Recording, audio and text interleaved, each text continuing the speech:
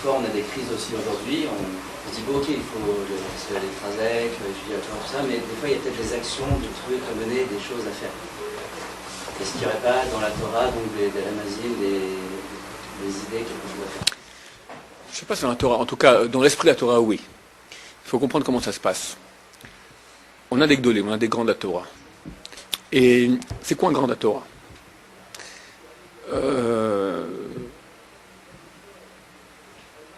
La Torah, elle est magique. Tu ne peux pas avoir une grande connaissance de Torah sans être toi-même déjà pur et saint. Parce que ce sont des masses d'informations colossales, inhumaines, des facultés de mémorisation qu'il faut tout à fait anormales. Et en plus, vous-même qui étudiez, vous savez que c'est pas toujours qu'on comprend. Il faut... Tu étudies une Gemara 10 fois, tu n'as pas compris, à la 11e fois, tu as compris. Pourquoi? Tu n'es pas plus intelligent la 11e fois qu'à la 10e fois. C'est magique, c'est-à-dire tu répètes, et quand Dieu veut, quand tu mérites, clac. La mystique juive a même expliqué que la compréhension de la Torah, c'est une lumière. Maintenant, chaque fois qu'il y a une compréhension plus profonde, tu as une clipa, tu as une écorce négative, de force négative qui empêche de comprendre.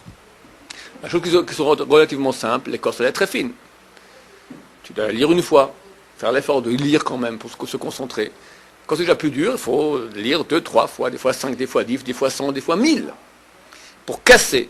Et plus la lumière elle est grande, plus la clipa qui l'entoure, l'écorce, elle est grande aussi. Maintenant, pour arriver à atteindre la lumière qui est à l'intérieur, le fruit, et casser la clipa, c'est pas qu'une question d'effort. Il y a l'effort à fournir, mais il faut aussi que le beau Dieu dise, ok, maintenant, tu mérites. Et pour ça, il faut être pur et saint.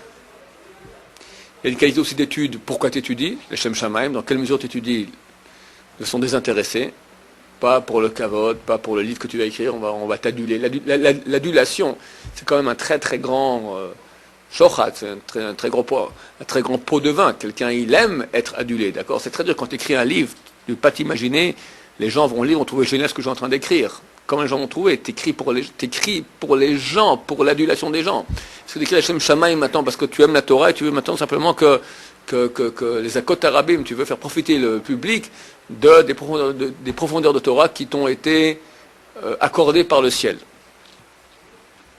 Devenir ce qu'on appelle un Gadol, un grand d'Israël, n'est possible que si, en plus de la normalité, c'est-à-dire qu'il étudie une somme d'heures par jour phénoménale. Le Rav Shtem était dernièrement en France, et j'ai un ami à Lyon chez qui il a habité. Il m'a dit que cet homme-là dort 1h30 par jour, par nuit. Après le petit déjeuner, il se repose encore un peu. Après le déjeuner aussi, il se repose un peu. Le reste du temps, il est dans les livres, il étudie. C'est phénoménal. Une question qui vient. Quel est le lien entre la pureté et la toucha et la mémoire et la compréhension? Je suis en train d'expliquer. Donc d'abord, il y a la partie qui est normale. Donc tu dois étudier, pas perdre ton temps, tu dois faire des revisions comme il faut. Tout ça, c'est normal. Après cela, ça ne te fait pas de toi encore un grand. Ça te fait déjà peut-être un Tamid Chacham. Tu es un sage, tu connais beaucoup de la Torah. Tu n'es pas encore un des grands d'Israël. Être un grand d'Israël, là, il faut déjà rentrer dans une autre sphère qui est, comme je dis, magique.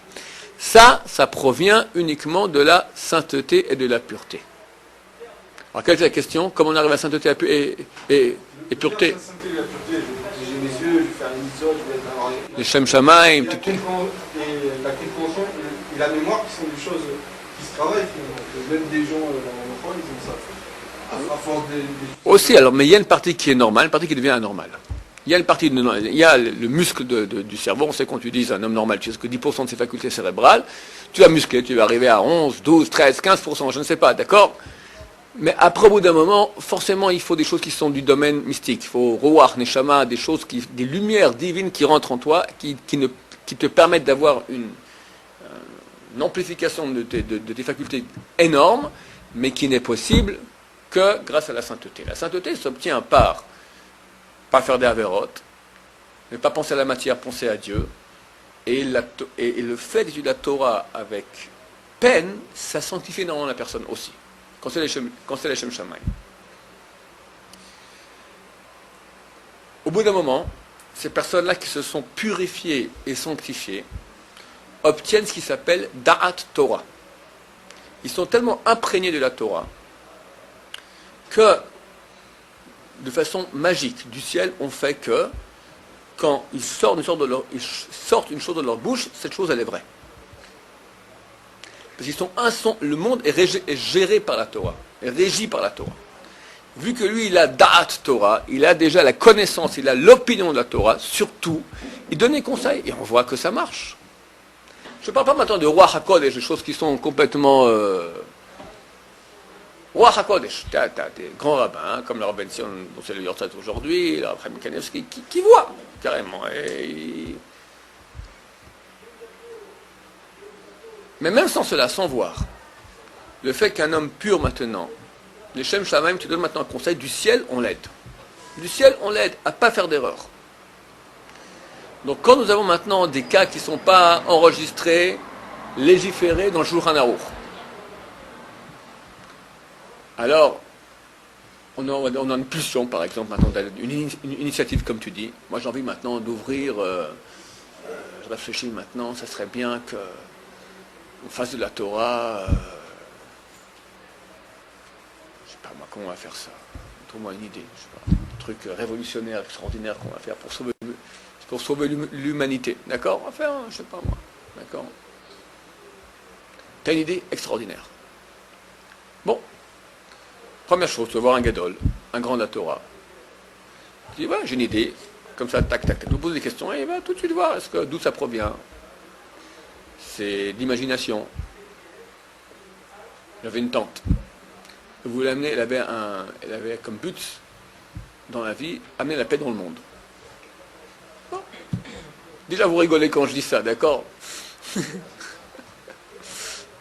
Mais bon, on va rappeler ça une fois, elle va pas, 10 minutes, elle a imagination. Bon, elle n'a pas cru, elle a resté dans son truc toute sa vie, d'accord, la pauvre. C'est des choses que nous comprenons. Ça aussi, tu as un peu de Das Torah.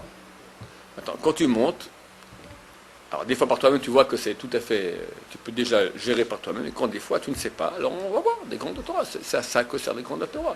C'est pas pour me dire des questions de, je peux ouvrir un livre et le rabbin du quartier peut aussi répondre aux questions qui sont marquées dans les livres. Quand on voit un grand, c'est que c'est vraiment, on a un doute, et il faut vraiment un avis là qui provient de là-haut. Un point tel que dit la Gemara, Chacham Adif Minavi, un sage est plus grand qu'un prophète. Comme un prophète. Mon cher Rabbeinu. Ça veut dire, attends, je demande Dieu. Dieu a dit comme ça. C'est bon comme réponse? C'est impeccable. La Torah dit, c'est moins qu'un Chacham. C'est moins qu'un sage d'Israël. C'est après ou ça? Pardon? Bon, Charbonneau, il était aussi le plus grand sage d'Israël. Donc dans le cas de Moshe, c'est peut-être pas tout à fait adéquat, mais quelqu'un qui est prophète. C'est marqué qu'il y a eu 1 200 000 prophètes dans l'histoire du peuple d'Israël. 48 ont été inscrits parce qu'ils ont été, leurs prophéties concernent les générations à venir. Et dans chaque bled, tu avais un prophète. La personne sainte du bled, du village, qui sanctifiait, on allait le voir. Alors voilà, je vais rencontrer une fille maintenant. Est-ce que c'est mon zivoug, oui ou non? Oui. Non. Or, un sage d'Israël qui ne voit rien du tout. Il ne voit rien. Il posera quelques questions. Oui, non, comme ça, tac, tac, tac, tac. Il te dira. Et qu'est-ce qui vaut mieux comme réponse? Celle du Chacham. Je vais raconter une histoire. Je connais un monsieur qui est un Talmid Chacham, Yireh Shamayim. Un vrai monsieur qui a vraiment la crainte du ciel, qui est Baal Tshuva. Un vieux Baal Tshuva d'il y a longtemps, il est grand-père aujourd'hui, et qui a reçu Roi HaKodesh. Il m'a dit une fois qu'il a beaucoup travaillé au niveau des yeux. De ne pas regarder les femmes, il a vraiment fait des efforts très grands, et il a reçu Roi HaKodesh. Un beau jour, il commençait à voir des choses. Il habite dans un quartier, c'est tout des Ashkenazim Litvish, d'accord? type qui il se fait descendre tout de suite, parce qu'ils n'aiment pas du tout ça. Ils aiment les gens. Alors, il se fait pas, il montre jamais qu'il a ça, mais des fois il donne des conseils et il y a du. Un jour il m'a contacté, il voulait venir avec moi en France pour faire du kirouv. Il va dans les séminaires, moi je fais les séminaires, puis lui il ferait du counseling avec les gens, tout ça, mais en voyant. C'est bien. Ça me gênait. Je pense que j'ai été éduqué qu'on n'est pas dans le genre voyant. Il y a un truc qui est plus haut, c'est la raison. Le voyant, c'est dans les yeux. La raison, c'est dans la tête, qui est plus haut. On dit que le corps, il est bâti de bas en haut. La voix, c'est plus bas dans le visage. Tu peux crier.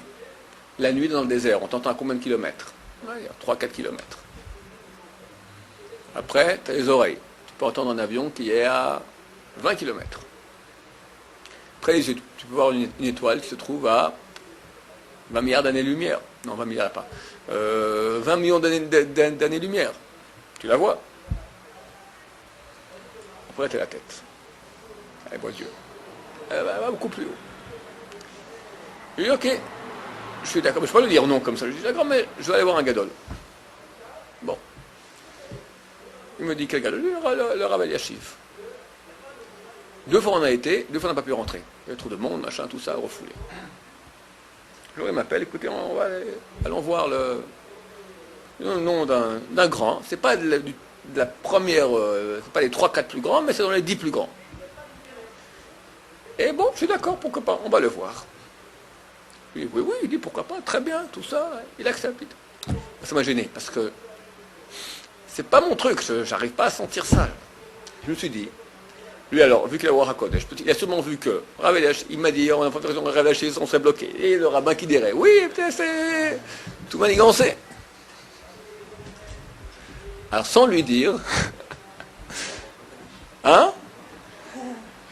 C'est vrai, mais peut-être qu'il n'a pas pensé à ça. J'imagine qu'il a concentré sur sa pensée sur des choses. J'en ai parlé à mon Rav Routa, qui était mon Rav à l'époque, qui m'a conseillé d'aller voir Reb Shmuel Auerbach, un des 4-5 plus grands rabbins au monde aujourd'hui. Alors je viens et je lui dis comme ça, et je dis voilà, j'ai vu un monsieur, il a un pouvoir dans les yeux, on dit Yeshua Einam, il a des yeux. Et il veut aller avec moi dans le séminaire, tout ça. Alors il a dit, tu lui diras que lui il a des yeux, mais toi tu as de la tête. Il a éclaté de rire. Du genre exactement, il y a les yeux, mais il y a la tête aussi. D'accord? Que tout à fait, c'est pas la façon qu'il faut faire. Et là l'histoire elle s'est arrêtée. Et pourquoi? Ouais. Mais Reb Shmuel, c'est un plus grand que l'autre aussi, c'est un grand. Il y a un malheur, il y a une conduite pareille qui est un peu magique, mais je ne dis pas que c'est faux, c'est ça le prophète. Le prophète, c'est magique, il te dit, voilà, c'est comme ça. Un sage, c'est plus grand que cela. Chacham, allez, je vous ai raconté très souvent cette histoire qui est marquée dans la Gemara, traité Shabbat, page 108. Il y a eu les générations des Tanaïm, les rabbins de la Mishnah. Le dernier, celui qui écrit toute la Mishnah, s'appelle Rabbi Yehuda Hanassi. Qu'on appelle la Gemara, on l'appelle Rabbi. Rabbi, c'est Rabbi Yehuda Hanassi. Dès la mort de Rabbi, on passe à une autre génération, qui est la génération des Amoraïm, c'est les rabbins de la Gemara. Le Rav, le grand Rav de la première génération, celui qui était un élève de Rabbi, on l'appelle Rav. Son vrai nom, c'est Rabbi Abba. Mais la Gemara, on l'appelle Rav. Et tous les rabbins Amoraïm qui n'habitaient pas en terre d'Israël, on s'appelait Rav. Tu as Rabbi Yehuda, c'est un Tana, mais tu as aussi Rav Yehuda, deux personnes différentes. C'est le même nom, mais Rabbi c'est un Tana, Rav c'est un Amora. 2 époques et 2 statuts. Jamais un Amora peut dire une chose contre un Tana. Impossible. Celui le Rav de la transition s'appelle Rav. Rav est le seul qui est un Amora, mais Tana ou Palig. Il y en a d'autres, c'est Rabbi Yochanan, des fois, mais Rav et Rabbi Yochanan sont les seuls 2 qui peuvent aller contre un Tana. Rav. Rav, c'est un rabbin d'un degré énorme. C'est marqué dans Tshuvot HaGeonim, dans la responsable des Geonim, qu'il prenait sur lui 10 Chumrot. 10 mesures de piété non obligatoires qu'il prenait sur lui. Jamais il a fait 2 mètres dans sa vie sans tefilin. Il a marché 2 mètres sans tefilin, le jour. Jamais il a dit une parole vaine. On enlève, ça c'est bon. Que ça, il les remet. Jamais il a regardé plus loin que ces 2 mètres. Alors, toi, il ne faut pas voir. Là, ça va plus. Toute sa vie. Ses élèves ont voulu continuer. C'est impossible, c'est inhumain, on ne va jamais tenir. Alors, il avait 10 élèves, chacun a pris sur lui une khumra. Un de ses élèves s'appelait Rav Shechat, qui a pris sur lui la khumra de jamais regarder plus loin des 2 mètres. Il a eu peur qu'il ne tiendrait pas le coup, il s'est rendu aveugle. Il s'est aveuglé pour tenir cette khumra de Rav. C'est pas un petit monsieur, Rav, d'accord? Énorme. C'est interdit. Mais des gens de ce calibre, ils savent ce qu'ils font, d'accord? C'est pas à nous leur dire quoi faire. Rav habite la terre d'Israël et décide de descendre, quitter Israël, aller en Babylonie, à Babel. Le plus grand rabbin à l'époque en Babylonie s'appelait Shmuel. Rav et Shmuel, toujours dans la Gemara, ils sont les deux antagonistes, d'accord? Les deux amis antagonistes. À l'époque, Shmuel était le grand rabbin de Babylonie, le grand sage, et Rav arrive, tout seul comme ça, avec sa canne et sa barbe. La Gemara raconte que Shmuel était au bord du fleuve. Et il voit tout à coup l'eau trouble, il y a du mouvement dans l'eau. Il dit, un grand homme arrive d'Israël. Et pourquoi l'eau elle est trouble? Parce que l'eau est en train maintenant de se monter en une muraille pour l'entourer, parce que cet homme-là maintenant, il veut aller aux toilettes. Il n'a pas où aller, alors on lui fait... L'eau fait une barrière autour de lui pour qu'il puisse faire ses besoins dans la pudeur. C'est pas un petit monsieur. Essayez. Oh, lève-toi, ça ne marchera pas. Shmuel est avec son élève, Karna. Il dit à Karna, va et vérifie si c'est un Talmid Chacham. Et Karna va aller poser des questions. Des questions de Torah, dont on sait que la circoncision se fait à l'organe sexuel et pas autre part. Et Rav lui répond. Karna revient et dit, c'est un Talmid Chacham. Pardon? Pardon? Non. Pas du tout. C'est pas marqué. C'est marqué, le 8e jour, on retranchera la chair de son excroissance. C'est quoi une excroissance? Chose qui est en trop. Le nez, juif. Excroissance. Lobe de l'oreille, ça sert à rien.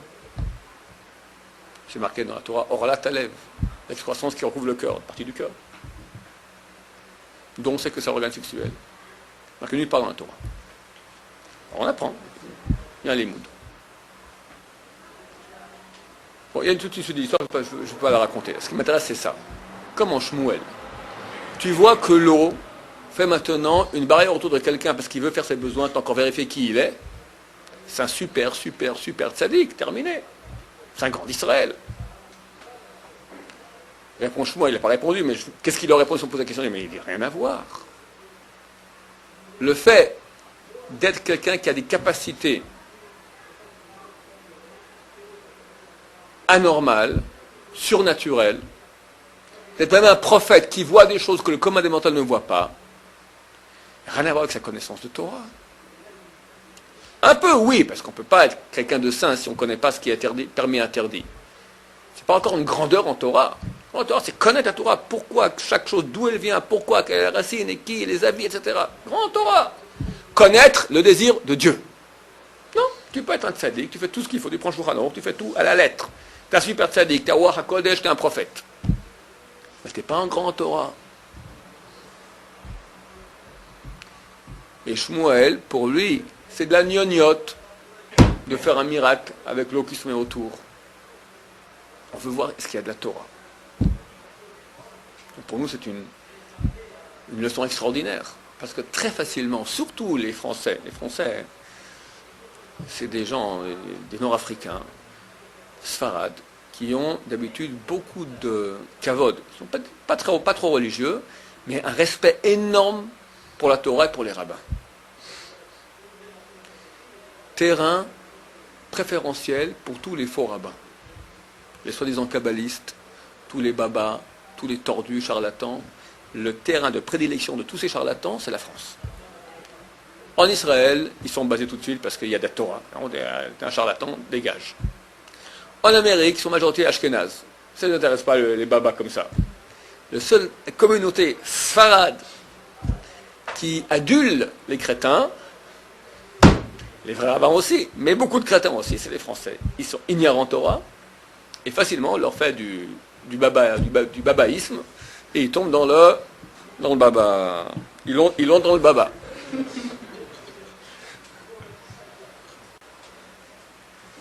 Torah! Demande-lui. Moi, une fois, au début de ma carrière aussi, je suis tombé dans le panneau des babas. C'est pour ça qu'aujourd'hui, je suis un échaudé. Comment j'ai vu? C'était la tante de ma femme. On a chez nous un tzaddik, machin, tout ça, tatati, tatata, tout le tralala. On est parti, on est arrivé, le tzaddik, le machin, tout ça. Ok. Je cite un verset. Moi, j'étais un débutant, il se plante dans le verset. C'est un verset qu'on dit, on cite tous les matins avant d'étudier. Gal enai vabita nifleot mitoratecha. Lui, c'était avant l'Ag Baomer, il fait un jeu de mots. Gal, c'est lag, d'accord? Et ici le verset Gal enai vabit nifleotecha. Comme ça, il le dit. Nifleotecha. Nifleot mitoratecha. C'est quoi ce grand tzaddik là? Déjà, ça sent pas très bien. Moi, je commence à regarder un peu mieux. Vous voyez ma femme, elle se lève et je vois les yeux, trac, trac. Terminé.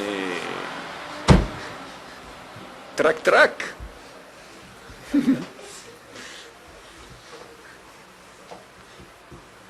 Charlatan, rien du tout.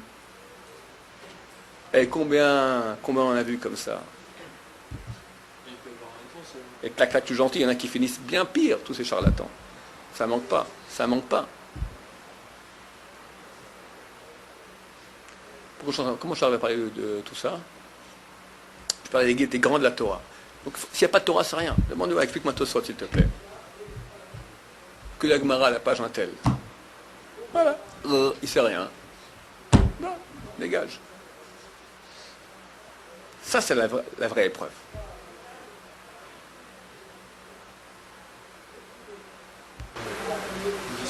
Pourquoi on sait que spécialement le fait de poser ses yeux, ça va nous éclaircir dans la compréhension? Pourquoi c'est ça et pas autre chose?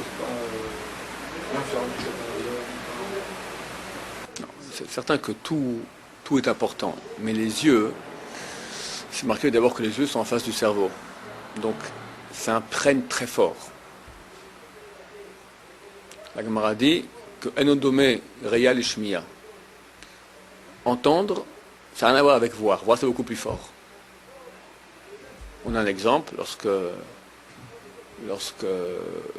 Achashverosh vient, comment il s'appelait, Harvona vient, Achashverosh, il est furieux contre Haman. Et il dit au roi que Haman a élevé dans son jardin un mât de 50 coudées, 25 mètres, pour y pendre Mordechai. Et après, pas la direction du roi. Après, il lui montre le mât. Le roi voit le mât, il dit clou à lave, pendez-le sur ce mât. Il avait déjà entendu avant. Quand on voit, ça a plus d'impact. Alors, je ne sais pas ce que c'est exactement. Dans la mystique juive, c'est marqué que les yeux, ils ont un impact très puissant dans notre âme. Maintenant, le contraire de la sainteté, c'est la matérialité. Nous devons utiliser notre corps pour la spiritualité. Faire monter notre corps vers le spirituel. Maintenant, c'est quoi la matérialité? Alors, tu peux regarder un bon plat de spaghettis, une belle bouteille de vin. Bon, mais ce n'est pas un profit du regard. Le profit du regard numéro 1, c'est la femme. Il y a un profit, il y a une joie spéciale de regarder une femme, c'est clair. C'est donc tu Tu t'imbibes de matérialité. Il n'y a pas de plus grande matérialité que cela. Donc, c'est très antithèse par rapport à l'étude de Torah. Sa femme, bien sûr que oui. Il faut la regarder. Mais vu que c'est kadosh, c'est la sainteté, alors ça fait partie de ce que Dieu veut. Dieu veut qu'il y ait une union entre l'homme et la femme de ton prochain, ou même la femme de personne. Mais ce n'est pas ta femme. Quand tu la regardes, tu jouis de sa chair. C'est une jouissance. C'est impur. Et c'est impur matériel. C'est comme si on jouit de la beauté de quelqu'un d'un homme, on va dire un homme beau, ou un homme beau, un mec qui est beau, Ça n'a rien à voir. C'est pas une jouissance. Quand tu vois un arbre qui est beau, ou même un homme qui est beau, tu n'as pas des tendances homosexuelles, tu es beau, c'est au contraire spirituel, c'est un louange à Dieu. Ah, comme c'est beau, Dieu, ta nature, elle est belle. Quand tu vois une femme qui est belle, tu peux aussi dire, ah Dieu, quelle belle nature tu as créée. C'est vrai, mais il y a ici une jouissance. Une jouissance qui n'est pas au niveau du louange de Dieu, une jouissance au niveau des pulsions les plus animales que nous avons. On aimerait dire qu'il y a une bracha à faire pour une belle femme. On fait tout aujourd'hui. Pourquoi on ne fait pas la bracha aujourd'hui? On n'est plus au niveau de voir une belle femme en louant Dieu. C'est-à-dire que ce soit maintenant, toute la jouissance que j'ai sera une jouissance spirituelle. Mais c'est très dur de parler à une femme sans la regarder. C'est un tour de magie. C'est de l'acrobatie. C'est très dur. Et tu peux, en parlant, te dire, voilà, je la parle, mais je ne veux pas la regarder. Et tu la vois. Tu comprends ce que je veux dire? Arriver à lui parler comme tu parles à un homme. Puis,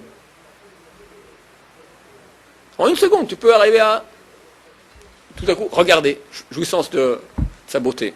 C'est de l'acrobatie. C'est pour ça que les religieux, ils ne regardent pas trop.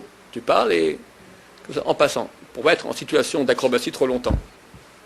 Tu fais une seconde sur le fil, tu redescends, une seconde sur le fil, tu redescends. Mais tenir comme ça des heures, c'est pas facile.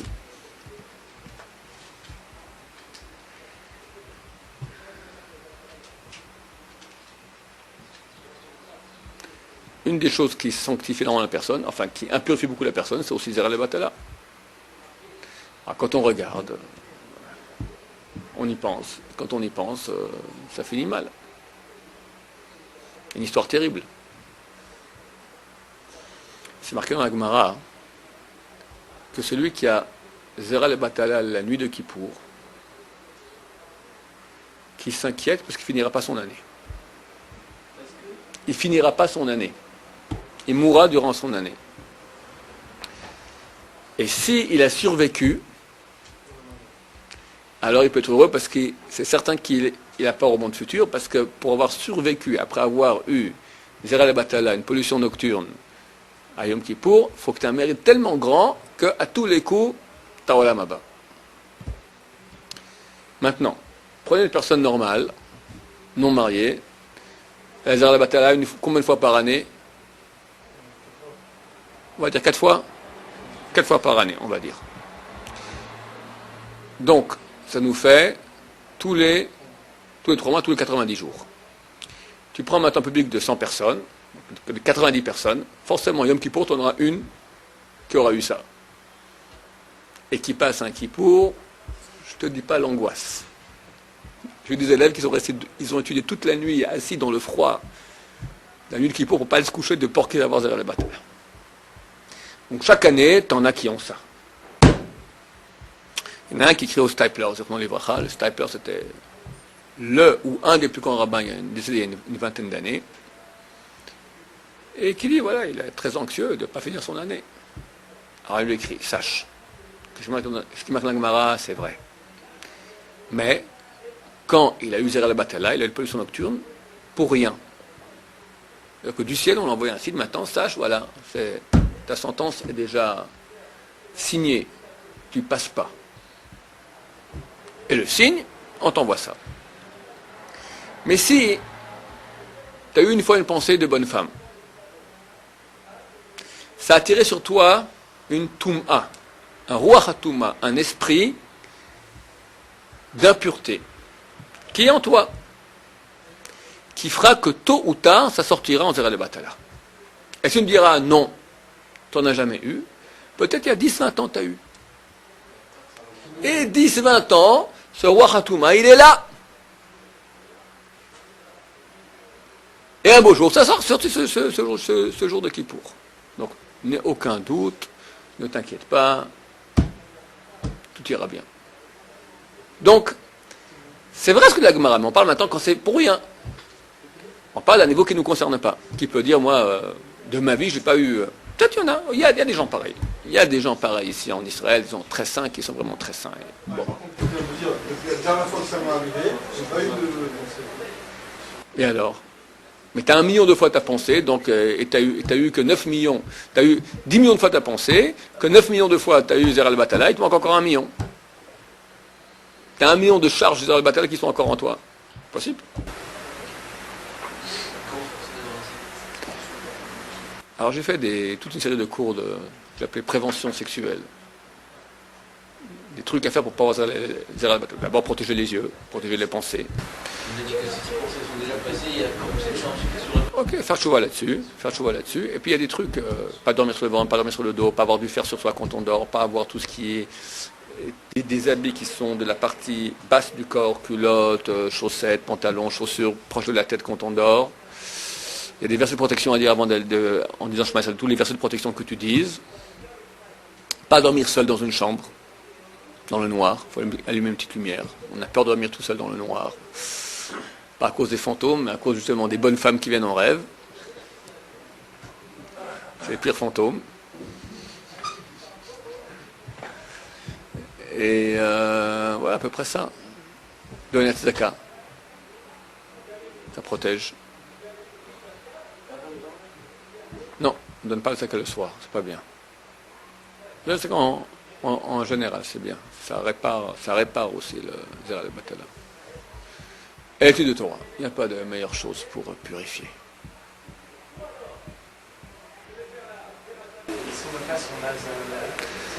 Alors, c'est bien le même jour encore au mikvé. C'est bien d'aller encore le même jour au mikvé. C'est marqué que si on va le même jour au mikvé, ça annule le mésique qui a été créé, ça annule le démon qui a été créé. La force négative qu'on crée, elle est annulée. Faire tchouva, dire que je regrette, prier à Dieu que ça ne revienne plus. Étudier beaucoup plus. Donner un peu d'argent au sacar aussi, pourquoi pas, très bien. Si les jeunes, vous pouvez faire un jour. Non.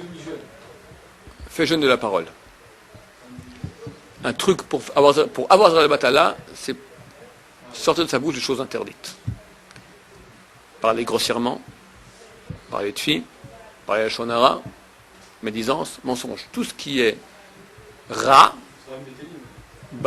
parole vaine. Tout ce qui est, pourquoi? Parce que le mot paix, expliquer plus profondément, c'est-à-dire qu'on a plusieurs parties spirituelles en nous. Nefesh, Ruach, Neshama. Nefesh correspond au corps, Ruach correspond à la parole, Neshama à la pensée. Maintenant, tu as un organe, Chaychida c'est plus haut, c'est 4 et 5. Mais on parle des 3 bas. Tu as un organe d'expression du Ruach, c'est la bouche, paix. Tu as un organe d'expression du corps, c'est l'organe sexuel. Les deux peuvent créer. La bouche, elle crée. Tu peux parler Torah et construire des élèves. Tu peux construire des choses avec la parole. La parole, elle a une portée extraordinaire de construction. La bouche du nefesh, c'est l'organe sexuel. C'est pour ça que le mot qu'on appelle la mila. La mila, c'est l'organe sexuel. Le mot mila en valeur numérique vaut 85. Le mot P, bouche, a même une valeur numérique 85. Et c'est marqué que Brit Amaor, Kanegel Brit Alashon. L'alliance qu'on a au niveau sexuel, elle est par rapport à l'alliance qu'on a au niveau de la bouche. Donc quand quelqu'un maintenant, il sort de sa bouche des paroles vaines, des paroles interdites, alors il sortira. Ça fait que, même de façon involontaire, au niveau de sa bouche du nefesh, donc la mila, l'organe sexuel, il va sortir des choses interdites aussi, c'est-à-dire du Zera al-Batala. On risque aussi de passer pour un rabat-joie. Passe pour un rabat-joie toute ta vie c'est marqué dans le premier article du Shulchan Aruch que quelqu'un soit appelé un idiot, un imbécile toute sa vie par le monde entier et pas une seconde qui ne fâche son créateur. Sois rabat-joie maintenant, on ne t'oblige pas non plus à rien dire. Chavetz Chaim, il ne parlait jamais de sa vie, il n'a pas parlé de Shonara, mais il parlait. fais une ta'anit, fais un jeûne de paroles interdites. Il reste toujours des paroles. De nos jours, quelqu'un qui fait ça, il passe pour un associable. Sois un associable. Si c'est ça, sois associable. Mais je pense qu'on peut tout à fait être sociable sans devoir parler des choses interdites. Beaucoup de gens parlent aucune parole interdite et sont des gens très sociables. Au contraire, tu deviens aimé par les gens. Parce qu'on sait que tu ne vas pas parler mal. Tout ce qu'on va te dire, tu deviens un homme de confiance, on te dit des choses, on sait que tu ne répètes pas. On n'a pas honte de faire des choses devant toi et de dire tous les sales coups qu'on a fait pour que tu nous donnes des conseils, parce qu'on sait que tu ne peux pas aller répéter ça aux autres. On commence à t'apprécier énormément. De toute façon, c'est clair dans la vie, tu as deux voies, ou contre Dieu ou avec Dieu. En fin de compte, avec Dieu, ça paye toujours mieux que contre Dieu.